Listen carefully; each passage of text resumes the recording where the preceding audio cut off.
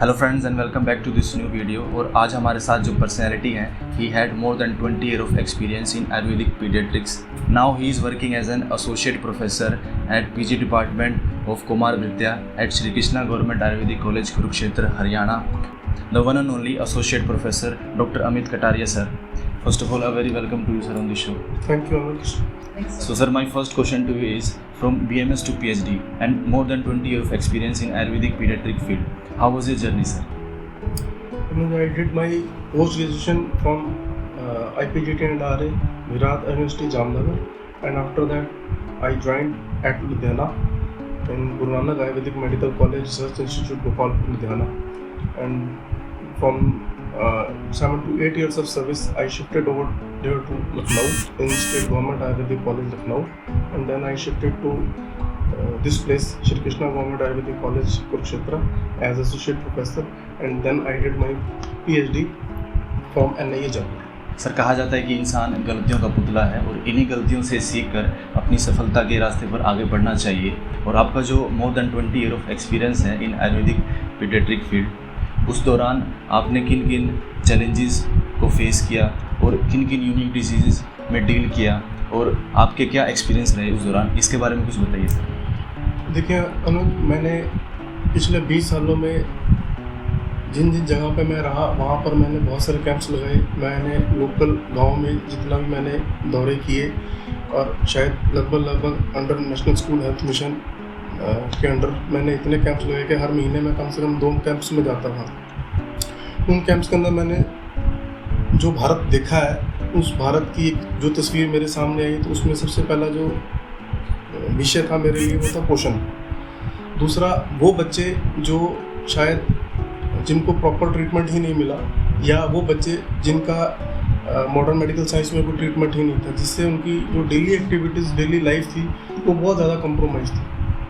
तो शायद कुछ चीज़ों के साथ घूमते हमको ये समझ में आया कि हम यही शायद हमारे लिए चैलेंजेस हैं, और ये आयुर्वेद इसमें क्या कर सकता है या हम इसमें क्या कर सकते हैं, सो दैट कि उनकी जो लाइफ है उसको हम बहुत अच्छा कैसे बना सकते हैं। तो उसको मद्देनज़र रखते हुए जो चीज़ें मेरे सामने आई, तो उसमें सबसे ज़्यादा इम्पोर्टेंट थे बच्चों का बार बार बीमार होना।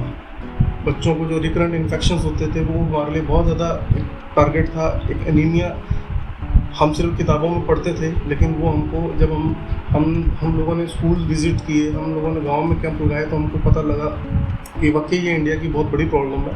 तो हम इसको ओवरकम कैसे कर सकते हैं। बच्चे जो बार बार बीमार हो रहे हैं, रिकरेंट इन्फेक्शंस उनको बार बार हो रहे हैं, सेरेब्रल पाल्सी या कोई मेंटल डिसऑर्डर्स जैसे मेंटल रिटार्डेशन है, या HI जो हाइपोक्सिक इस्चेमिक एन्सेफेलोपैथी है, तो उसके जो आउटकम हैं उनको कैसे हैंडल करें। क्योंकि बच्चा एक बार एक रिवर्सिबल प्रोसेस में चला गया, जिसकी वजह से उसका ब्रेन डैमेज हो गया, तो वो उसको उसमें से हम उसकी कैसे मदद कर सकते हैं। तो ये सब चैलेंजेस मेरे पिछले 20 साल में मुझे बहुत ज़्यादा इसको फेस करने का पड़ा। बहुत ज़्यादा मैंने इसको फेस किया है इसको, और इन चैलेंजेस के अंदर मैंने ये पाया कि कोई भी बच्चा मेरे पास आता तो मुझे लगता है शायद ये मेरा बच्चा, और ये मैं उसको इस तरीके से ट्रीट करता हूँ, मैं अपने बच्चे को ट्रीट कर रहा हूँ। तो सर, मेरा अगला सवाल आपसे है कि लास्ट 3 साल से पोस्ट ग्रेजुएशन डिपार्टमेंट में करवाई जा रही है, तो आप किन किन पॉइंट्स पर ज़्यादा फोकस कर रहे हैं पीजी डिपार्टमेंट में? हमारे यहाँ पे भी इस साल तीसरे बैच के बच्चे आए हैं, तो अब हमारे पास लगभग पोस्ट ग्रेजुएशन के जितना भी स्कोप था, लगभग 15 स्टूडेंट्स पोस्ट ग्रेजुएशन हमारे यहाँ कर रहे हैं। तो अभी हमारे पास more the hands, more the work, more the brain. जितना ब्रेन उतना काम। इसके हिसाब से अगर मैं सोचूं, और हमने जो डिपार्टमेंट में बैठ के इस पर फोकस किया है, तो उसके अंदर हमने अभी कुछ एक बिंदु निकालने हैं जिनमें पीडियाट्रिक रेस्पिरेटरी क्लिनिक हम अलग से इस्टेब्लिश करने के उस पर काम कर रहे हैं। सेकंड थिंग, हम पोषण के ऊपर बहुत काम कर रहे हैं, क्योंकि आयुर्वेद का एक बड़ा सिंपल सा प्रयोजन है, स्वस्थस्य स्वास्थ्य रक्षणम अतुरस्य विकार पोषणम है। इस पर हम बहुत फोकस कर रहे हैं कि हम ऐसा पोषण बच्चे को दें कि उसकी न्यूट्रिटिव वैल्यूज़ पूरी हो जाएं, उसकी बाकी जो फिजिकल और मेंटल ग्रोथ के लिए जो भी उसके इंटेलेक्ट को एनहांस करने के लिए, उसकी मेमोरी को एनहांस करने के लिए हम स्वर्ण का कार्यक्रम भी हम पिछले 4-5 साल से विभाग चला रहा है। और इसके अलावा अभी एक स्किन क्लिनिक भी हम वर्क कर रहे हैं, स्पेसिफिकली पीडियाट्रिक्स के। आयुर्वेद उसमें क्या कर सकता है, और इसके अलावा हम एक यूनिट अलग से हमारी चल रही है डेवलपमेंटल डिसऑर्डर्स के ऊपर, जिसके अंदर हम cerebral palsy and mental retardation और बहुत सारी कंजेनिटल डिसऑर्डर्स हैं जिनके ऊपर हम काम कर रहे हैं, ताकि हम डे टू डे एक्टिविटीज़ जो पेशेंट हैं, हमारे बच्चे हैं जो समझ नहीं पा रहे, जैसे ADHD है, ऑटिज्म है, इनके ऊपर भी हम बहुत काम कर रहे हैं कि हम इनको कैसे इनकी डेली लाइफ को अच्छा बना सकते। जी sir, my next question is for the research in Ayurveda. जो हमारे आचार्य हैं उनके द्वारा जो टेक्स्ट लिखा गया है, तो कहा जाता है कि उनको ऑलरेडी रिसर्च करके लिखा है, तो क्या उनमें रिसर्च करने की आवश्यकता है, और अगर है तो वो कैसे सर? इसके दोनों पहलू हैं, रिसर्च की जरूरत है भी और रिसर्च की जरूरत नहीं भी।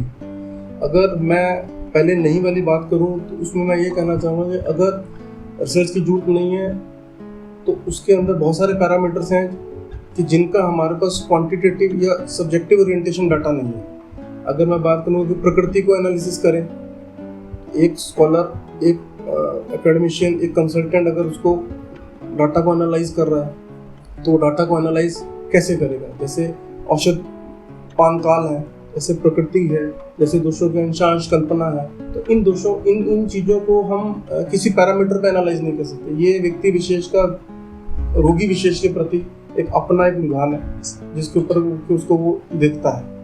और जहाँ तक being as a science students अगर मैं बात करूँ तो आज का स्टूडेंट डाटा मांगता है, वो चीज़ों को होते हुए देखना चाहता है।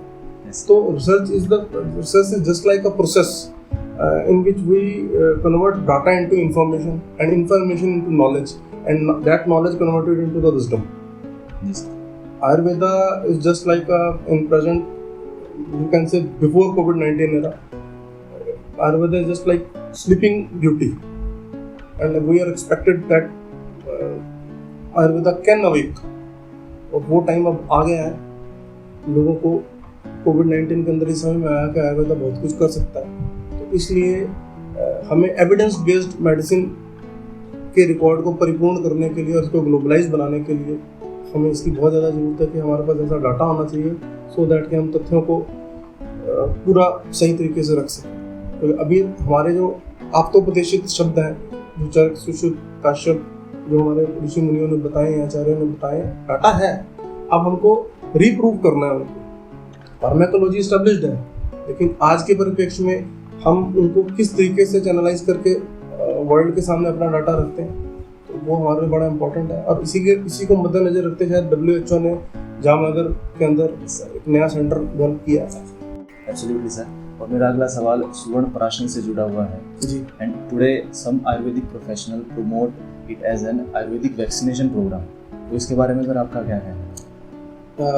इसके लिए मैं सबसे पहले तो ये कहना चाहूँगा कि स्वर्ण प्राशन जो है उसको वैक्सीनेशन की तरह ट्रीट ना किया जाए। It's immunomodulation. मैं पहले भी कह चुका हूँ कि हमारे यहाँ पोषण और फिजिकल एंड जो मेंटल ग्रोथ है बच्चों की बहुत ज़्यादा कंप्रोमाइज है, तो हम उसको एनहांस करने के लिए हम स्वर्ण प्राशन को स्टार्ट किया था हम लोगों ने। और स्वर्ण प्राशन, as you know, the children are the supreme asset of the nation, तो हमको उनको ऐसा बनाना है कि वो फिजिकली और मेंटल लेवल पर बहुत ज़्यादा स्ट्रेंथनड रहें। तो इसलिए मतलब जो स्वर्ण प्राशन है, स्वर्ण प्राशन के अंदर हम स्वर्ण भस्म, बहुत सारे लोग इसके अंदर स्वर्ण शिलाका का इस्तेमाल करते हैं, तो स्वर्ण भस्म, मधु, हनी एंड घी, और साथ में बहुत सारी हर्बल ड्रग्स का हम इस्तेमाल करते हैं। हर्बल ड्रग्स बहुत ज़्यादा यूज़ होती हैं इसके अंदर। जहाँ तक रही इसकी डोज की बात, वैसे इसकी डोज की कॉमनली एक्सप्लेन टेक्स्ट में नहीं है, लेकिन अगर हम आयुर्वेदिक फार्माकोपी ऑफ इंडिया की बात करें तो उसमें 15.5 टू 62.5 मिलीग्राम तक ये वेरी करती है, लेकिन वो क्लिनिशियन का अपना एक विजन है कि वो किस डोज में उसको रखना चाहता है। Absolutely sir. और मेरा जो अगला सवाल है स्वर्ण प्राशन से जुड़ा हुआ है सर। पब्लिक डोमेन में स्वर्ण प्राशन की डोज, टाइम और लेने का तरीका, इसके रिगार्डिंग काफ़ी कंफ्यूजन रहती है, तो इसके बारे में क्या क्लैरिफिकेशन है? देखिए, हमारे यहाँ पे कंसेप्ट जो चल रहे हैं, कुछ लोग इसको मंथली स्टार्ट कर रखा है कुछ लोगों ने, जैसे कि पुष्य नक्षत्र में देने का विधान बताया गया। पुष्य नक्षत्र हमारे ज्योतिष शास्त्र में बहुत अच्छा एक शुभ नक्षत्र माना गया, तो आप उसमें भी इसको दे सकते हैं। और अगर आप इसको डेली रूटीन में देना चाहें तो जैसे हमारे टेक्स्ट में बताया गया कि मासात परम मेधावी व्याधिर्विन च दृश्यते षड्भिर्मासे शुद्धर स्वर्ण प्रश्नात भवेत्, तो उसमें आप इसको डेली भी दे सकते हैं। अगर मतलब जैसा कि इंडिकेटर है कि परम मेधावी, तो उस तरीके से हमारे स्वर्ण प्राशन देने से ब्रेन के अंदर बहुत सारा चेंजेस, एसिटाइलकोलिन लेवल को हम चेंज करते हैं, बहुत सारी लिमिट चीज़ों को ये लिमिट करता है, तो हम इसका इस्तेमाल कर सकते हैं। और स्वर्ण प्राशन के इस्तेमाल करने से आप रिकरेंट इन्फेक्शंस, आप मोर्टेलिटी को कम कर सकते हैं। जैसे कि अभी आपने देखा भी होगा, शायद अगर आप थोड़ा सा न्यूज़पेपर पढ़ते होंगे तो यूपी में गोरखपुर बेल्ट के अंदर KGMC लखनऊ ने आरोग्य भारती के साथ मिलकर इसके ऊपर काम किया और स्वर्ण प्राशन जैपनीज एनकेफेलाइटिस को भी ओवरकम करने में बहुत अच्छा इसने काम किया। और अगर आप इसको प्रेजेंट सिनेरियो में देखें तो अभी एक जर्नल में आर्टिकल छपा है कि colloidal nano particles of gold used in the cancer. सिर्फ ट्रांसफॉर्मेशन ऑफ डाटा में पहले भी बोल चुका हूँ, ट्रांसफॉर्मेशन है कि एक क्वेश्चन खड़ा हुआ, उस क्वेश्चन का जवाब आप किसी भी फॉर्म में दीजिए, व्यक्ति विशेष को इसका लाभ मिलना चाहिए। Absolutely sir. और जो नेक्स्ट क्वेश्चन आता है सर, वो स्वर्ण प्राशन में गोल्ड के यूज़ को लेके आता है।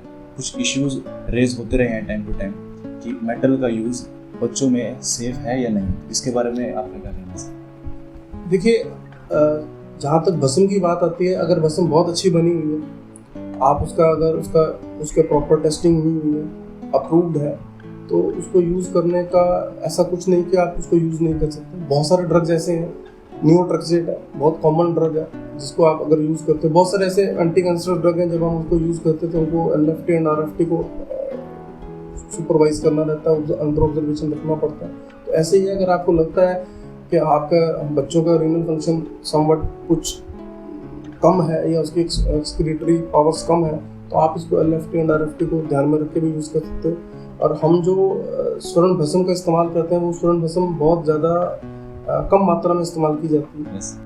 And moving towards our last segment of this show, a special tip or advice from your side sir, उन स्टूडेंट्स के लिए जो कुमार नृत्य को एज अ करियर चूज करना चाहते हैं लाइफ में।